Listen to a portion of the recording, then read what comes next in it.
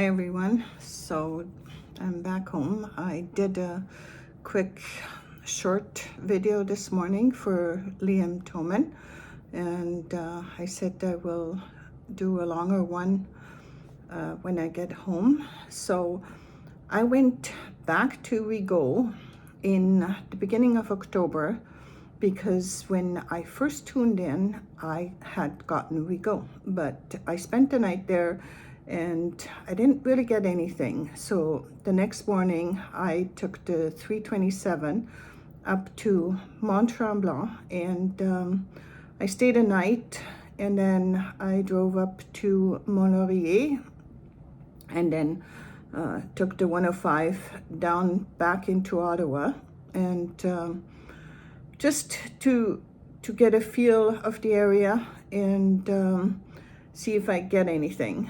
And it wasn't till 2 nights ago, when after my girlfriend had invited me to come for lunch the next day, and I couldn't sleep, and so I tossed and turned, and then all of a sudden decided I'm gonna go to Mont Tremblant right after, because we don't have a lot of snow yet. Well, most melted with the rain that we're having right now. And so I drove up yesterday after lunch and spent the night there.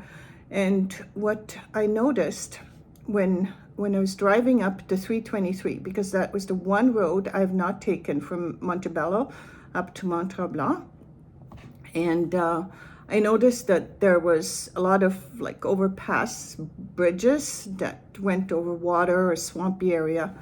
And so I thought back to Liam was disappeared in February. So up in Quebec and this whole part of Eastern Ontario, it's all like solid frozen. We get a lot of snow, and there's not really an open body of water except the Ottawa River in some places. But so when you have that moment where you need to think, what do we do now? And then you have to find a possibility, because I mean, all the back roads, you can't bury a body because the ground is solid frozen, and so are the bodies of water, mostly, pretty much all of them.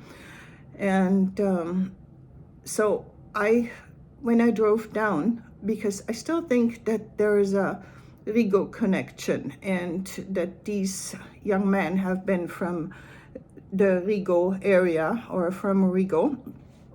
And I thought the 323 is a road where nobody ever stops. It's just a road from Montebello up to Mont Tremblant, and there's a couple of tiny little towns in between.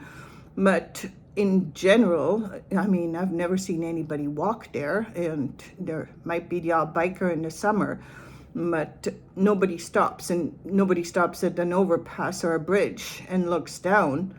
And so that would be a good possibility for somebody to dump a body if you're in a pinch and you don't know what to do now that it happened. I mean, I learned a lot when I started looking into Luc Joly du Rocher's case, which was my very first one.